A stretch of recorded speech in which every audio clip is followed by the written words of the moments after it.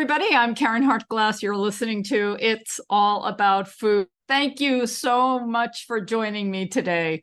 One of the things I really love to do in the 21st century is take advantage of technology and be able to visit with people, like-minded people, wonderful activists, and people working towards making this planet a better place all over the world.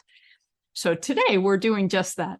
I have with me Kate Galli, who's down under in Australia. Let me tell you a little bit about Kate. Kate is relentlessly focused on creating a healthy, happy, compassionate vegan world. She specializes in creating the mindset that makes your best eating and exercising choices simple and sustainable. Kate first got into fitness as a way to transform her body and confidence. She has spent 17 years helping thousands of individuals sculpt the body and life they love, and over the past 7 years has focused on vegan health coaching as one of the most powerful ways to advocate for the animals is to be fit and strong and healthy. Welcome, Kate.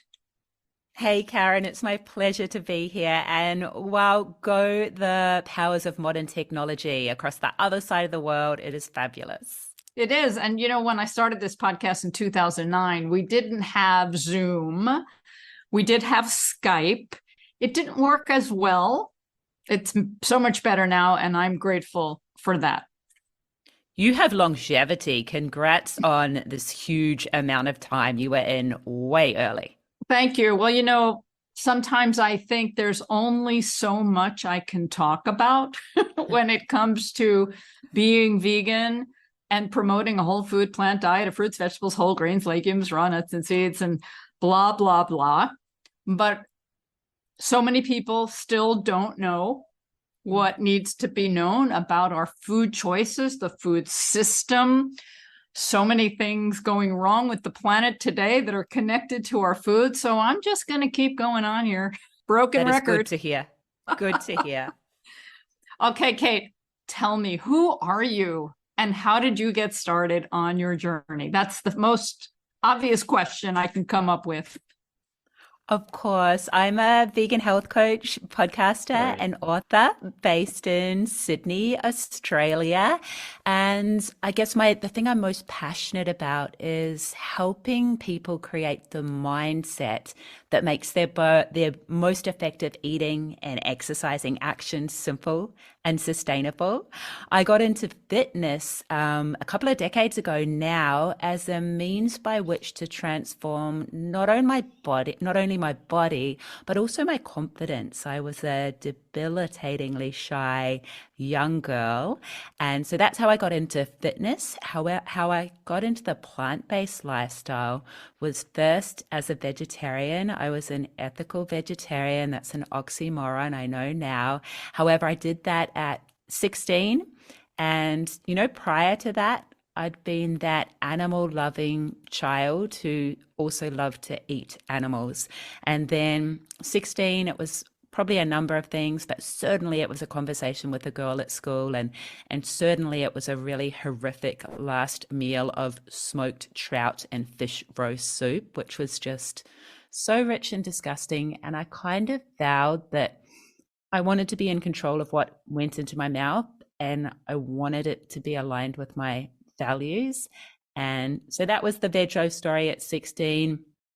Sadly, it would take another 23 years before I made that vegan step. And I have so much admiration for you, Karen. You did that so much earlier than when there was a lot of information out there. But the information that got to me eventually was Cowspiracy. That was the documentary. Oh, great. Mm-hmm. Yeah, that changed it all for me. I realized I'd been lied to, and that we've all been lied to, basically. All those movies that Kip Anderson and Keegan Kuhn have put out have been phenomenal, and I recommend them all. What the Hell, Cowspiracy, Seaspiracy, and there are more coming out all the time. They're all great. For sure. It took me a long time too. I started on the journey at 15 when I realized I didn't want to eat animals. I realized they were whose, not its. But it took me another 15 years before I became full vegan. Okay. Yeah, it was a journey, but still, 1988 was when I became vegan 35 years ago, and there still wasn't a lot happening then. And Amazing. Most yeah, impressive. but you know, I'm grateful for everything that's going on today. But I think starting in 1988, when there weren't a lot of products, you could get soy milk. You could get some simple products. You could get tofu. You could get tempeh. But there weren't a lot of cookies and ice cream and junk food and processed burgers. And in some ways, I think that was better because I made a choice to not want to eat animals. And I sourced my food from real food. And now in our capitalistic world, companies have come to realize that we can have our cake, our cookies, and everything and be vegan and eat them too. And that hasn't necessarily been a good thing for our health and for our bodies. I agree. Absolutely. Back then, it would have been a whole lot easier, almost a necessity to be that whole food, plant-based vegan, which is the lifestyle I know we both advocate for. I welcome all of the junk food vegan options purely because for the majority of people, that's going to help get them on board. And especially if they're transitional type of a foods until they, get handy at cooking all the delicious whole food options. I still include them a couple of times a week. However, you're right. I absolutely wouldn't advocate for that delicious junk food vegan stuff all the time.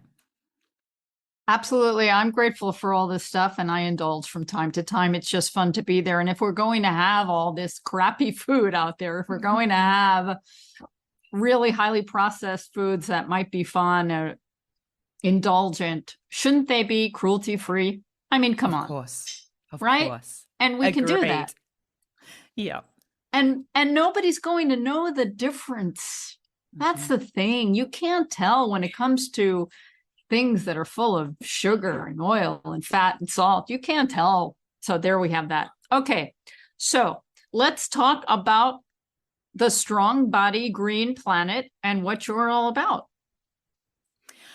All right. So I guess if we go back just a little bit before I Okay. became vegan, when I was a personal trainer. I had been for a decade or so. I was still vegetarian, and I advocated for quite a high protein, low carbohydrate approach to fitness and to Wow. creating a body and life you love. And it worked on the outside. Aesthetically, I was really happy with where I was at, how my body was looking and functioning. However, back then, I personally ate 20 plus egg whites a day. I'm horrified by that, all that unnecessary death. And I was scared of carbohydrates. I was scared of soy. I'd just gotten away from being scared of fats, like all this fear that we perpetuate within the fitness industry, and that I'm sorry to say I was a part of perpetuating that fear.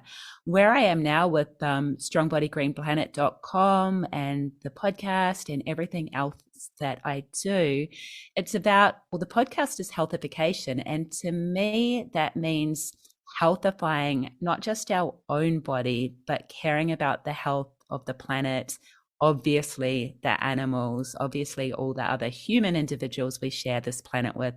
So it's a lot more holistic approach, and it's about the greater good of everyone, not just that, I'll say it, vain, superficial, aesthetic focused, goal that I used to have as a personal trainer, and that so many of us used to have when we were younger. So yeah, it's just a much more, I guess, love and compassion led approach now. Well, we need more of you and your experience. What you're bringing to the fitness world is so important because the majority of trainers don't know anything about nutrition and they pretend that they do, and they promote things that are actually quite dangerous. A ketogenic diet a high protein, high fat, low carb diet, you may end up looking good in the short term. And I don't even know if you were feeling good all the time, because some people don't, but you're mortgaging your health for the long term. And as you mentioned, the environment is also impacted. It's so true. As I think the amazing Dr. Gregor says, you may get to your casket skinny, right? You die skinny with some of those high animal product, high fat, low carb approaches. And I guess to the fitness professionals, you're very right. I was in a very bro gym with individuals that followed the science. That's the scary thing. You can find science to support whatever you want to believe, to help you continue whatever your bad or enjoyable habits are. And one trainer in particular, when I announced that, I was going vegan, that already thought I was a little bit out there for being that vegetarian trainer. And when I announced, yep, I'm going vegan now, he said, well, goodbye, lean muscle mass. And thankfully, he was wrong, but he spends a lot of time doing research and getting his information. And that's one of the scary things. Whatever you want to believe, you can find the information to support it, sadly. Now, has he seen you since then? He has. He actually was kind enough to do my, this is daunting, but those horrific skin fold tests to see what your body fat percentage is. And he kind of offered to do it before I went vegan. I think he was curious to see what the result would be. And even at that point in time, he did the test and he said, arguably could be too lean, which was so not gracious of him. I was already pretty lean, and he's seen me since and has come back, again, not very gracious. Well, I think it's probably easier for ladies. As in, it's okay for us to be lean with not huge amounts of muscle, just the amount of muscle that we want. However, as you and I know, Karen, there are so many amazing vegan bodybuilders and athletes, male and female, all over the world. And that's something I strongly recommend to all our listeners. If you're looking to make this change in lifestyle or a change in fitness, whatever it may be, seek out those healthy mentors and look at what they do and what they eat and how they live and what their attitude is. Because I did that, and it was such a help to see that these people already existed. Have you seen The Game Changers? Of course. I love The Game Changers. Yeah. Well, that's a film that your fellow trainer should watch. Do you know, here's the thing. I think they come from fear because they have found what works for them and what has worked for their clients. And I relate. As I said, I advocated low carb, high protein vegetarian. It worked for me. The thought of having to go high carb, zero animal protein, that was a little bit daunting for me too. However, ethically, I knew I had no option. It didn't matter what my vanity was. It didn't matter if my results shifted, even though they didn't. It was an ethical decision. If it's not ethical yet, if a trainer's just being curious or they're just caring about their own health, I actually don't think that's enough for them to overcome the fear that they might have about the changes that they need to make. I think that's the issue with I'll just say a lot of my colleagues. Fear. That's really interesting that you bring that up. We live in a very polarized world here in the United States, and we see it more and more all over the world politically, where people are becoming more and more on one side or the other, and we're not in the middle. And I see that too with fitness and being an animal eater or being a vegan and the polarization that's there. I was in a chain supermarket we have, maybe you know about Trader Joe's. Yeah. But they had a product out. It was like an pre-made egg white wrap. Okay. And there was a person there who was looking at it and going, oh, egg white wrap, that looks really awesome. And I was going to the same area to get my tofu in tempeh. And I said, oh, I don't think you really want that. Eggs are not good for you and so bad for the environment. And the hens are treated so poorly. And he just lost it and said his trainer told him that this is what to eat. And then I was recommending soy foods. And he was like, oh my God, soy foods are so bad for you. And he just was blowing up.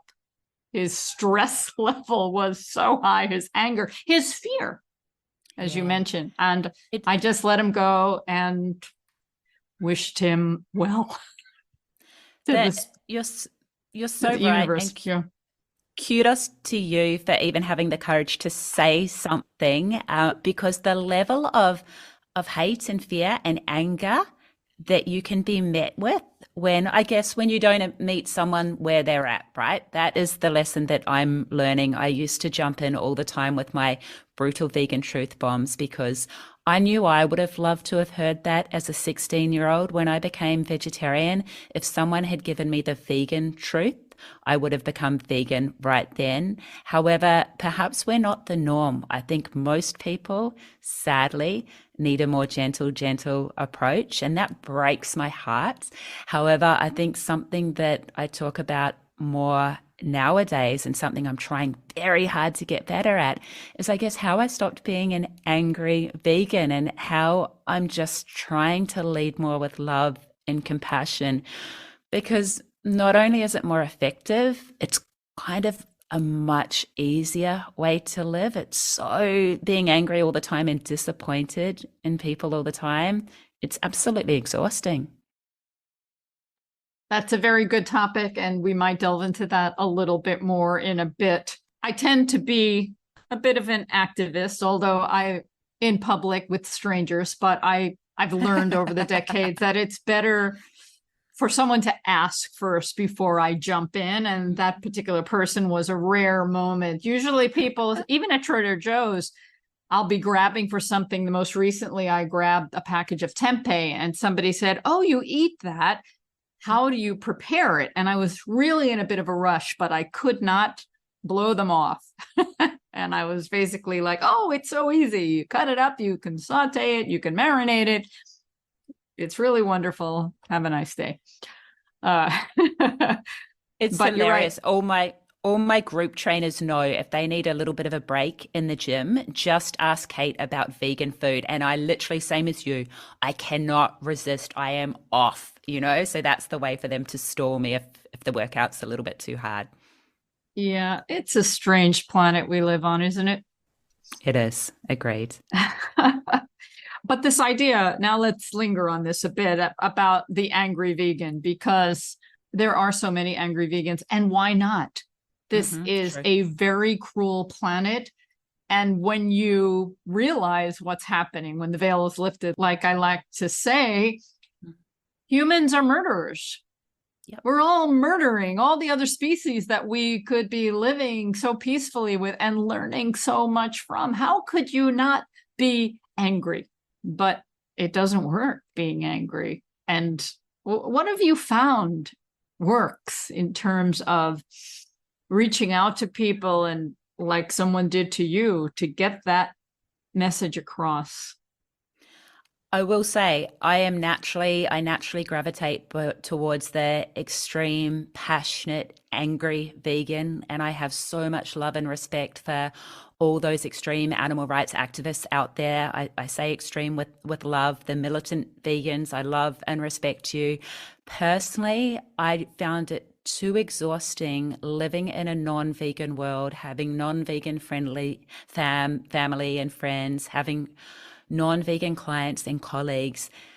The amount of times in a day where you have to bite your tongue and then you explode, you bite, and then you explode, and there's anger and sadness and frustration. And what works for me is I had to admit what it was costing me. And so I even have a little ABC really, for our listeners to use. And that A is for awareness. And it's really think of if you relate to being a little bit on the more angry side so far as your vegan lifestyle, have a really strong awareness of what it's costing you right now, what it's costing you in your relationships with loved ones and your quality of life. And maybe travel forward 6 months, 12 months, 24 months and think, if nothing changes, if this is the way that I feel in every single interaction, if this is the amount of energy I spend every day and every week feeling angry, what's my life going to look like?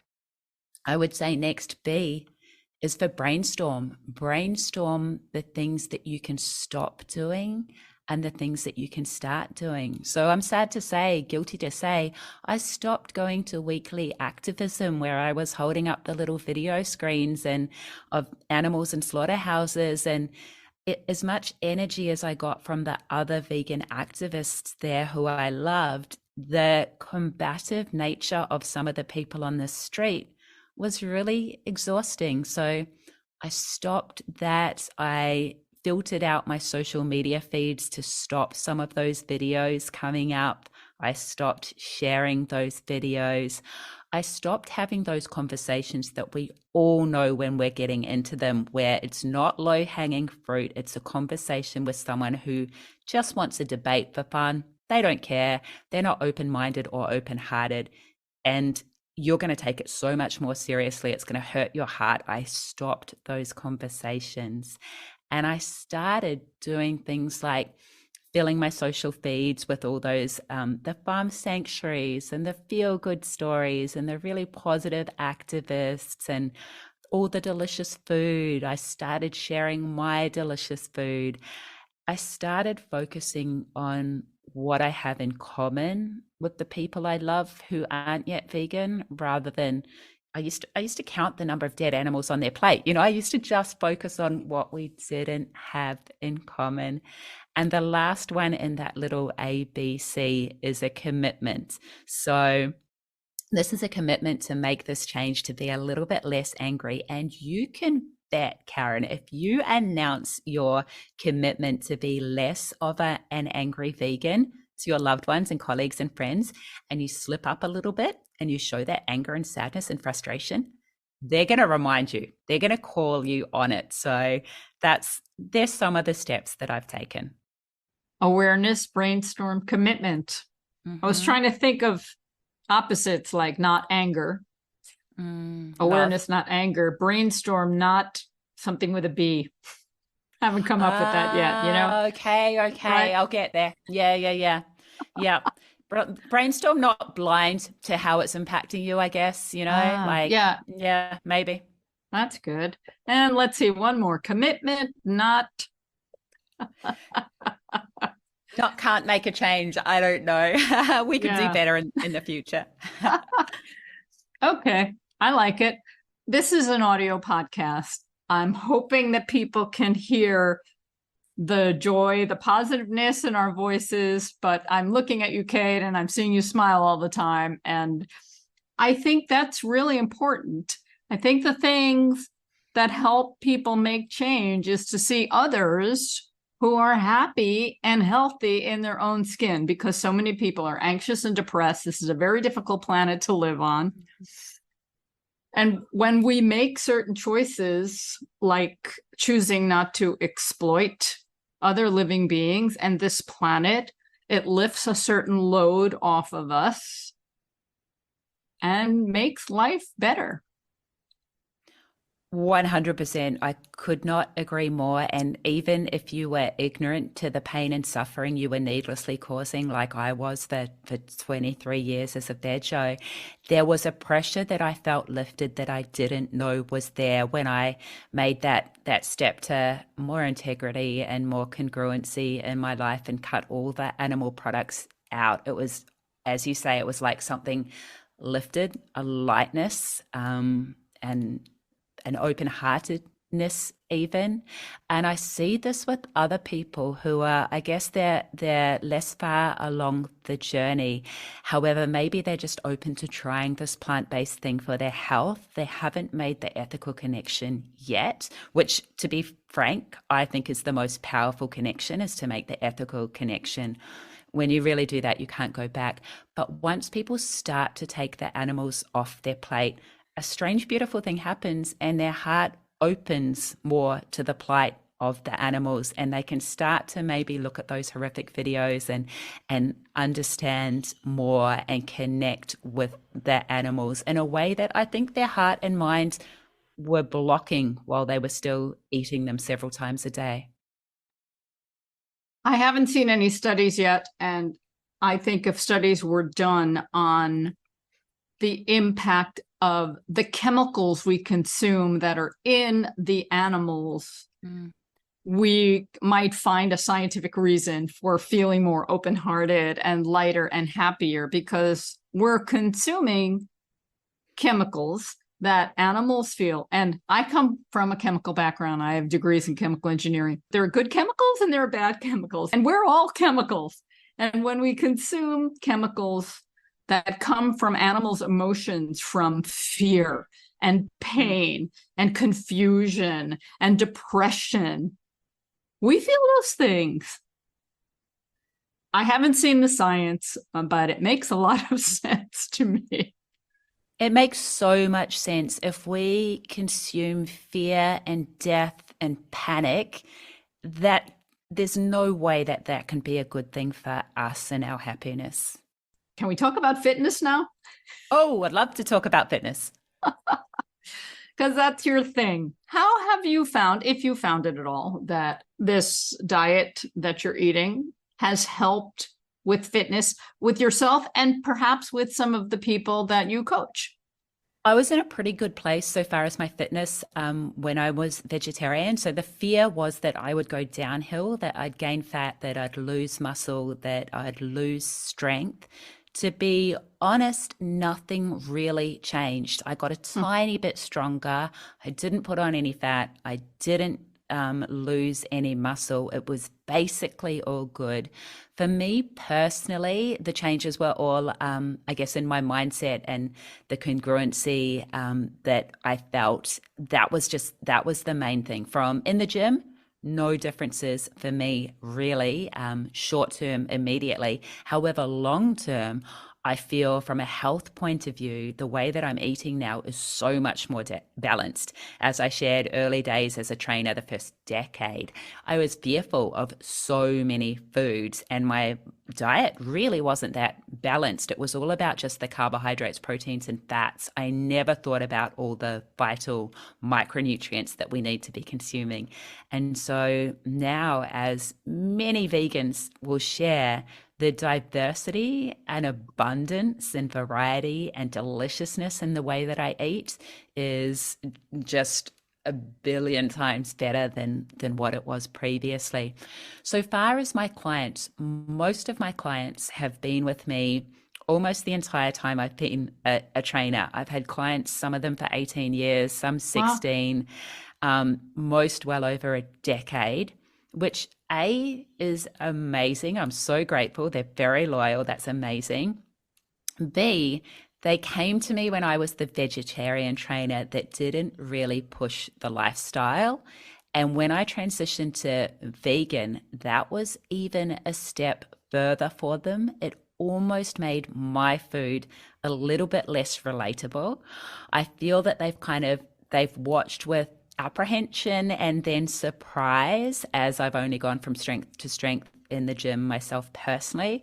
A lot of them have taken on a more plant-based lifestyle, and I'm really proud of that. And I think some of the most successful people that I train who happen to be super successful within Australia, like chairmen of companies and board members, and perhaps the most influence I will have for creating a vegan world isn't with my 830 plus podcast episodes where I interview the people I most respect.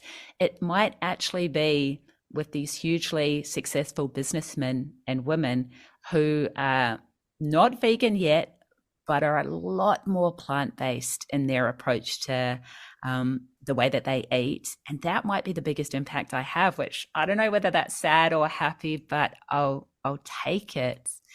And so far as their results from a body composition point of view, I've had clients see beautiful, fantastic fat loss, but more so the congestion that they used to have, because so many people, well, we're not baby cows. We're obviously not meant to eat dairy.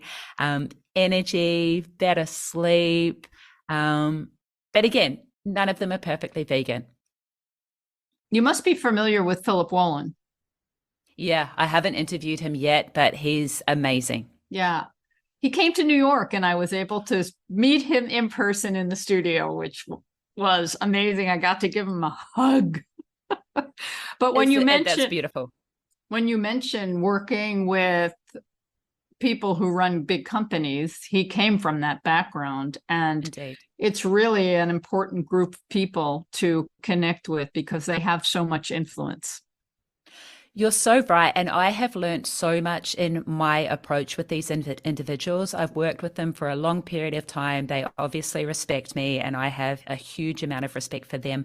If I come in hard as that angry vegan animal rights activist, I remember I've talked about how dairy mums are raped, and the visceral kind of like look on a particular client's face when I said that, it was just instant feedback that that is not the right, most effective language to use with these individuals.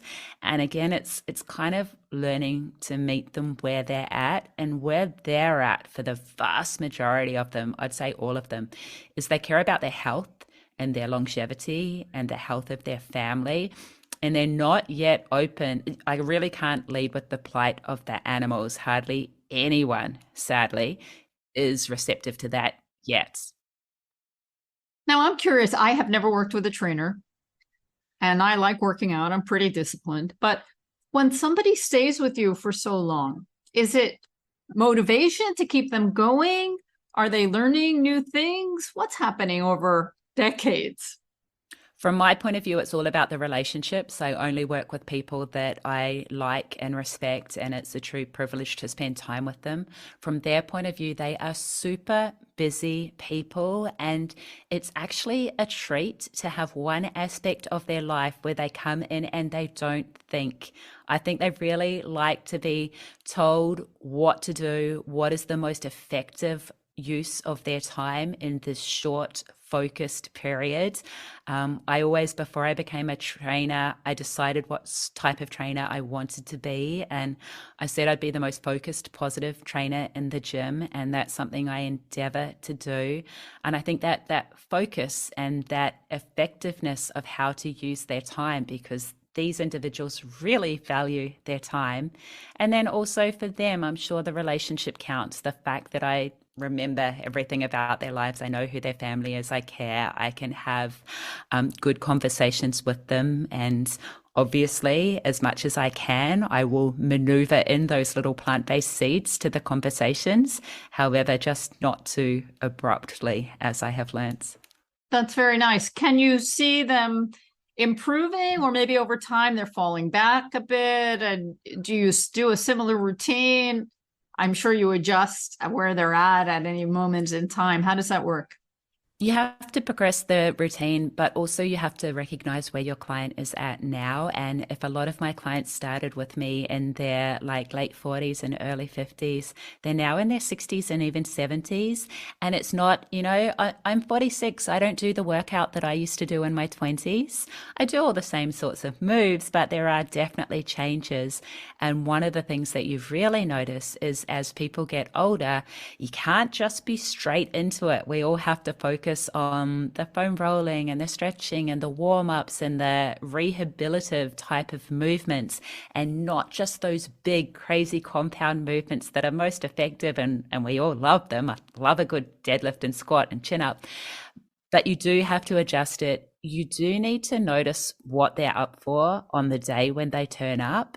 Some of my clients, they need to be led through a safe session on a particular day. However, perhaps the conversation and the empathy you have for what they're dealing with right now is almost as important. Certainly, you need to recognize the days when they walk into the gym and they're just not up for an absolute intense, hardcore type of a session.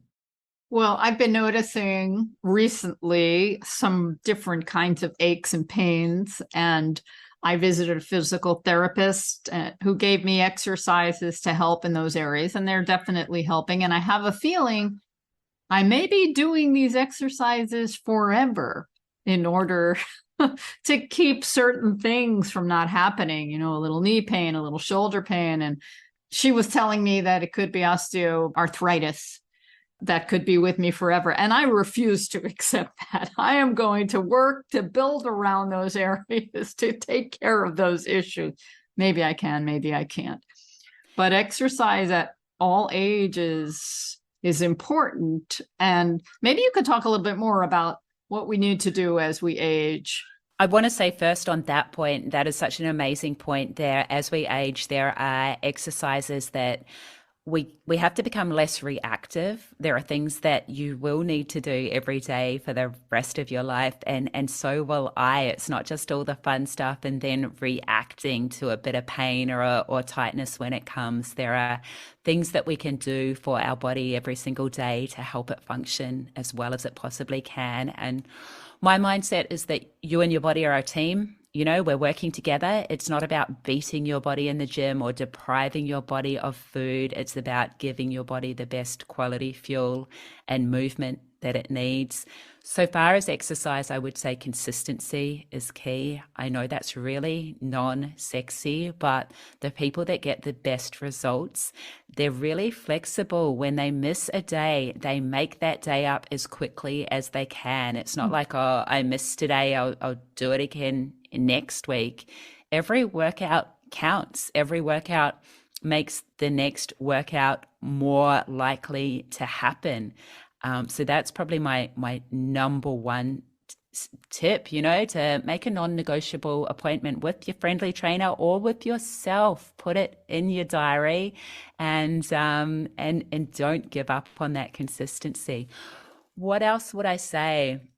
What else works for my clients? I think accountability is massive. Again, the people that get results, especially as we get older, when life's busy and the body's in a bit of pain and whatever it may be, don't make excuses. Accept accountability and responsibility, and stick to that training session, stick to that food prep, whatever it may be. That is a huge, you know, funnily. And this is one of the things I love about my job.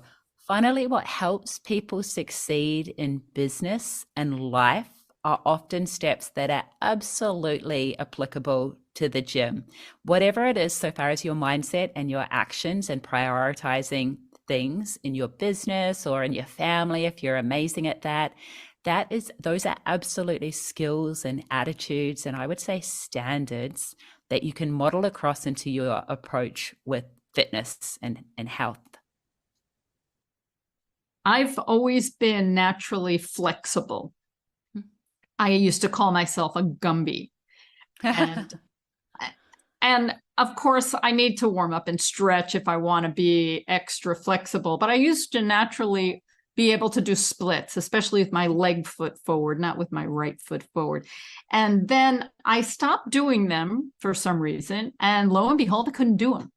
And I had joined this Facebook group, the flexible split, I don't know what it was. And I was getting these pictures in my feed, and I was very annoyed that I wasn't splitting, able to do them like I used to. And so I was on a mission, and I just had success with a complete split with my left foot forward a couple of days ago. And I'm determined. Amazing.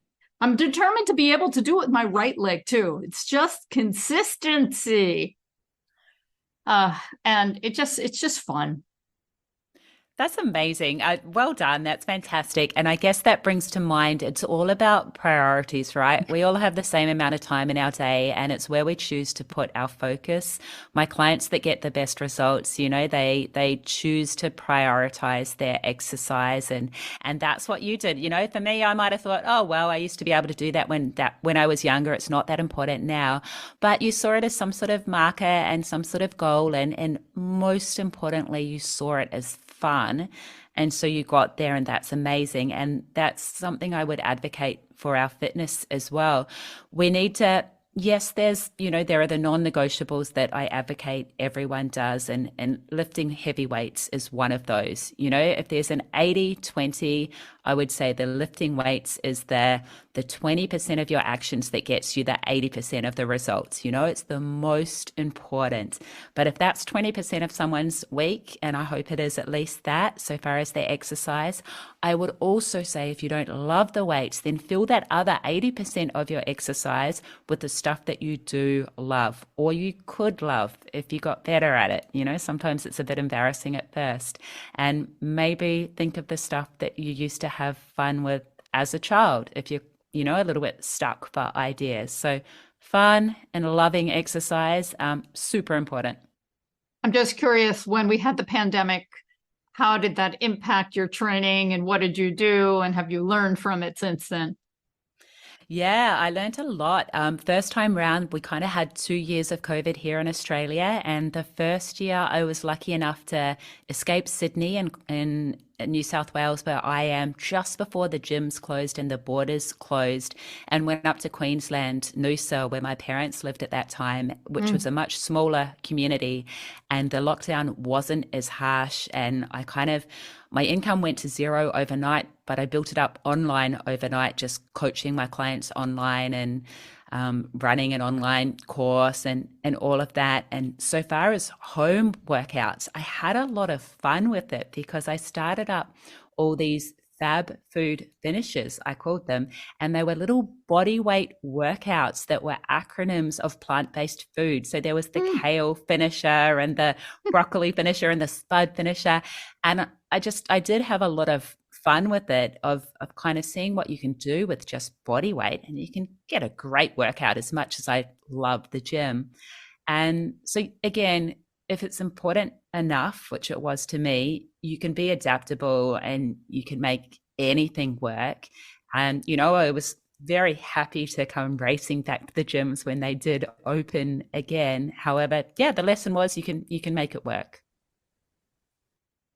I think a lot's come out of the pandemic in terms of live streaming, fitness videos. I'm also involved in theater, and we've done a lot of things now online streaming because we can, and we learned Yeah. how. You're so right. I think it's easier and more joyful to be one-on-one in a gym. I really do love the one-on-one relationship. Zoom for a podcast interview is amazing.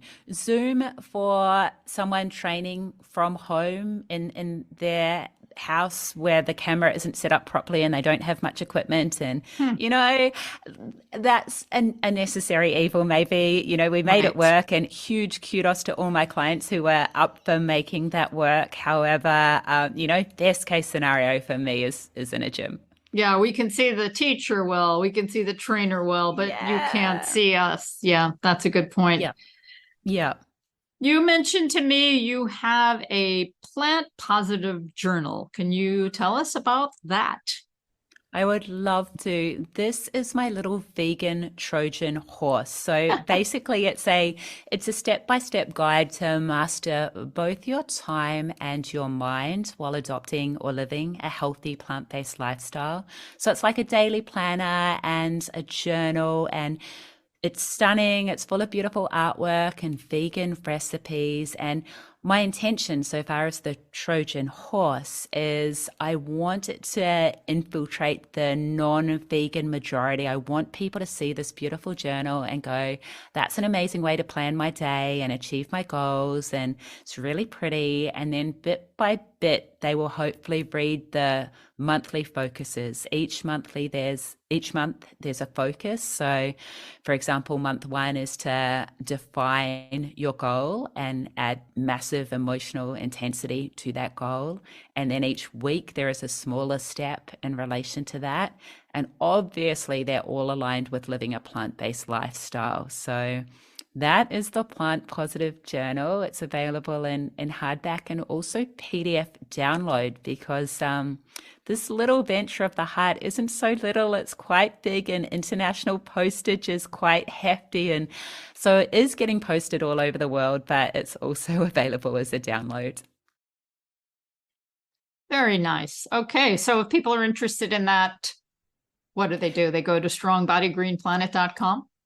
100%. Everything me is via strongbodygreenplanet.com, and the Plant Positive Journal is there all over the place, and it's also all over my socials. It's good to get a look and just see how gorgeous it is, and it's getting some beautiful feedback, which I really value.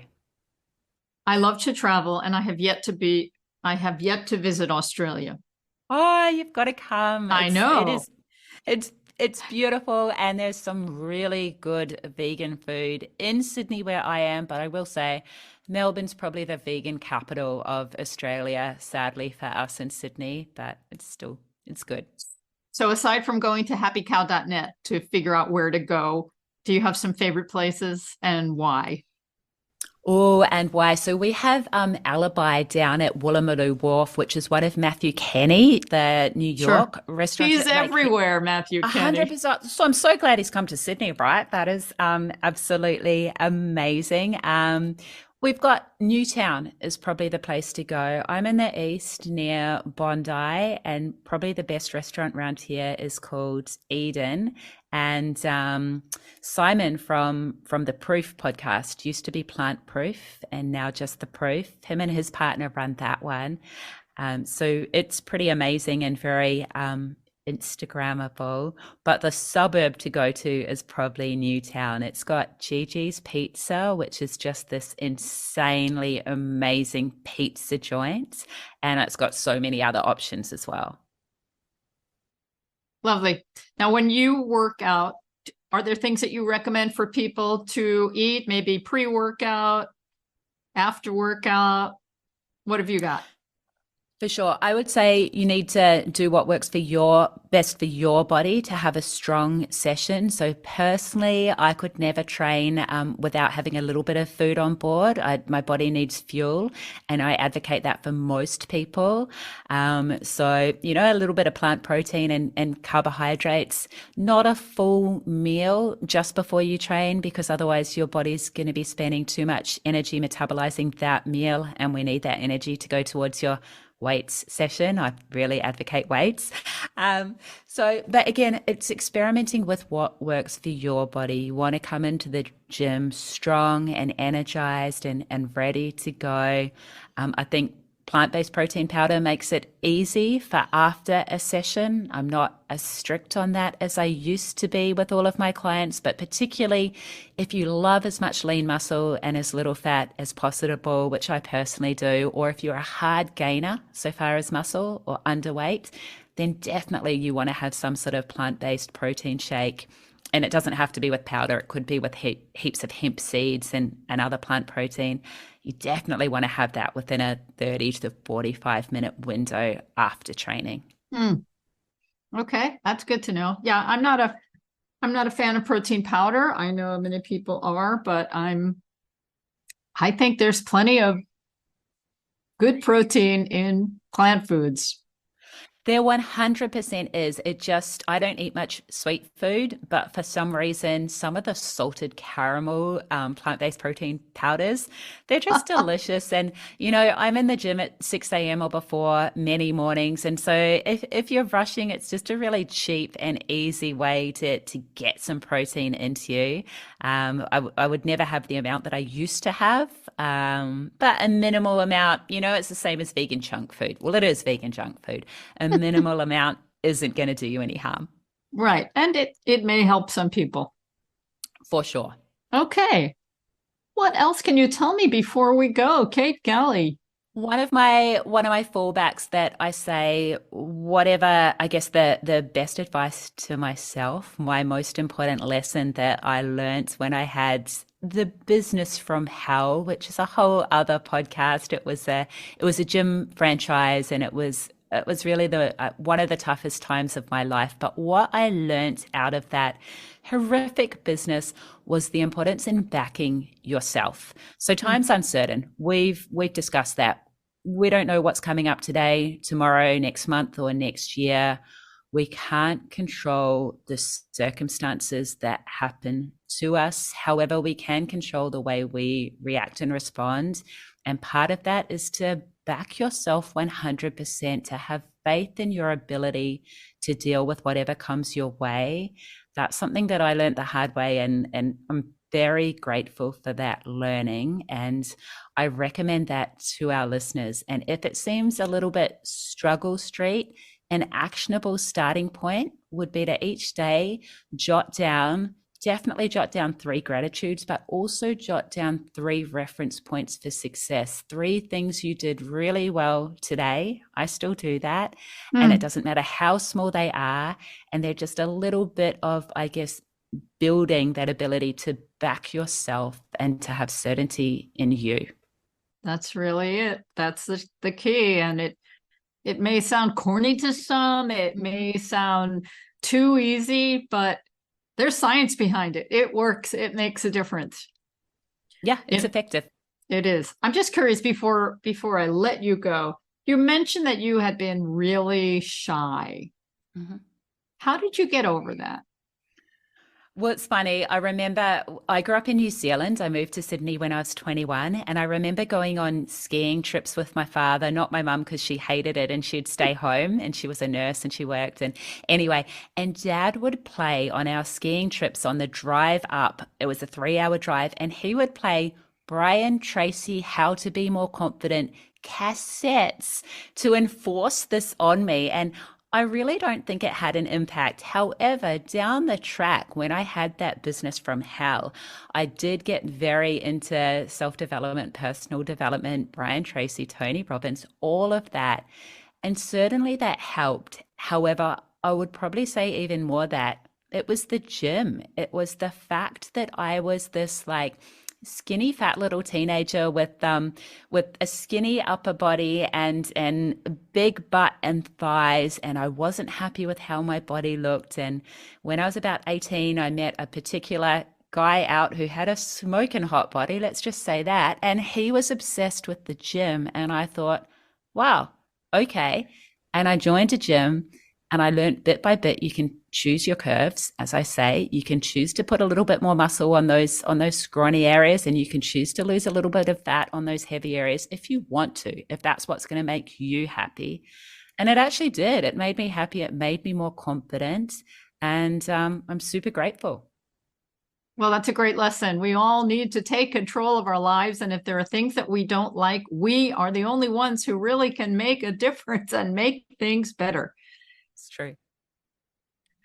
Well, Kate Galli, thank you so much. It's just been a delight meeting you. I don't know if you've ever been to New York, but if you ever come, let me know. New York is about top of my list. I will definitely let you know. I would so love to come to America and particularly New York. But yeah, this has been an absolute pleasure. Thank you so much for the conversation and for all the plant-based goodness and wisdom and advice you're putting out into the world. Well, I love meeting people like you. Just to know you're out there. We need an army, a peace army. We do. Plant positive peace army. Agreed. Thank you so much, Karen. Okay, thank you. Take care. Bye-bye. That was Kate Galli, down under at the strongbodygreenplanet.com. Once again, I think we discovered that the best activism is activism that includes love. Love and not anger. You can hear it in her voice and just hear how easy it is to get the message with a gentle, easy tone that's just radiating love, acceptance, non-judgmental. It feels good, and it helps us move to a better place and make positive change. And I'm glad that Kate Galli is on the planet, helping not only to assist people in moving to reducing animals in their diet and learning about exploitation, but also getting fit and having fun doing it. I was also curious to hear that she gained a lot of confidence and lost her shyness from exercise, from becoming fit and feeling more confident in her body. That's something we can all do. We have so much influence on this planet about how we are supposed to look and who we are supposed to be. But if we can be our best selves by feeding ourselves well internally and also taking care of our bodies, our temples, with exercise, and if there's a particular area of your body that you're not happy with, and that's not your fault, that's the fault of this planet for judging who we are and what we should be like. Perhaps exercise can help you love your body more and love that part of your body more in any way that you can make that happen. You might want to check more out at strongbodygreenplanet.com. Perhaps you pick up the Plant Positive Journal that Kate Galli has created and get some more information, inspiration, motivation, whatever it is you feel like you need in this moment. And with all this talk of exercise, I can't wait to meet my mat in a little while and get working on those physical therapy exercises I talked about, and stretching and working my splits and a whole bunch of other things that my body needs. Did you get inspired? Did you get motivated? Are you ready to work out a little bit? And then right after that, I'm going to do some bowling. Do you know what that is? Bowling. We call it bowling when we eat bowls, fruit bowls, with acai, bananas, fresh berries, frozen berries, maybe some flax seeds. Life is good. Thanks for listening to another It's All About Food podcast. I'm Karen Hartglass, your host. And you can find me at responsibleeatingandliving.com. Send your comments and questions to info@realmeals.org. And have a delicious week.